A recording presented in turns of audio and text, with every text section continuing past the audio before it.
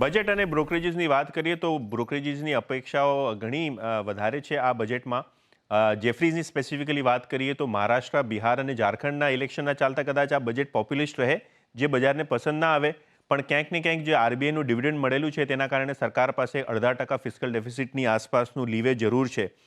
સરકાર કદાચ income tax cut કરે અને રૂરલ કન્ઝમ્પશનને, અર્બન કન્ઝમ્પશનને કંઈ ને કંઈક એક બૂસ્ટર આપે, જેનાથી ઘણા બધા સ્ટોક્સને ફાયદો થશે. જેમાં ખાસ કરીને જેફરીઝને ઝોમેટો, નાયકા, ટ્રેન્ડ, રિલાયન્સ, ક્રોમ્પ્ટન અને હેવેલ્સ જેવા કાઉન્ટર્સ પસંદ આવી રહ્યા છે. ત્યારબાદ ગોલ્ડમન સેક્સની વાત કરીએ તો આ વર્ષનું લગભગ 5.1%ની આસપાસનું ફિસ્કલ ડેફિસિટ તેઓ માની રહ્યા છે ટાર્ગેટમાં. અને આગલા વિત્ત વર્ષ એટલે FY26નું જે ફિસ્કલ ડેફિસિટનો આંકડો છે લગભગ 4.5% જીડીપીનું રહે તેવું એમનું માનવું છે. ક્યાંક ને ક્યાંક જે આરબીઆઈનું ડિવિડન્ડ છે તે ઇન્ફ્રાસ્ટ્રક્ચર અને રેલવે સેક્ટરમાં વધારે સ્પેન્ડ થશે એવું તેમને લાગી રહ્યું છે. સેક્ટર્સ જ્યાં ગુલમનને લાગે છે કે સારું લીવે મળશે ત્યાં ટેક્સટાઇલ, વોટર, ટુરિઝમ અને રેલવેઝ છે. એક્સિસની વાત કરીએ તો એક્સિસ સિક્યોરિટીઝને લાગે છે કે hero મોટોકોર્પ, UltraTech cement, Nestle, NTPC જેવા લાર્જ કેપ સ્ટોક્સમાં નિવેશ કરવું જોઈએ. કારણ કે ક્યાંક ને ક્યાંક બજેટ જે છે એક્સપેન્શનરી છે અને ગ્રોથ માટે સારું છે.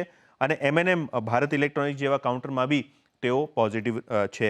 જ્યાં સુધી મોતીલાલ ઓસવાલનો સવાલ છે, તેમને લાગે છે કે બજેટમાં કોઈ પ્રકારનું ફિસ્કલ ઇનડિસિપ્લિન સરકાર નહીં કરે, બહુ કંટ્રોલ્ડ વેમાં ગ્રોથને સપોર્ટ કરવાનું બજેટ તેઓ માની રહ્યા છે. અને ઓવરઓલ તેઓ પોઝિટિવ છે માર્કેટ્સ ઉપર.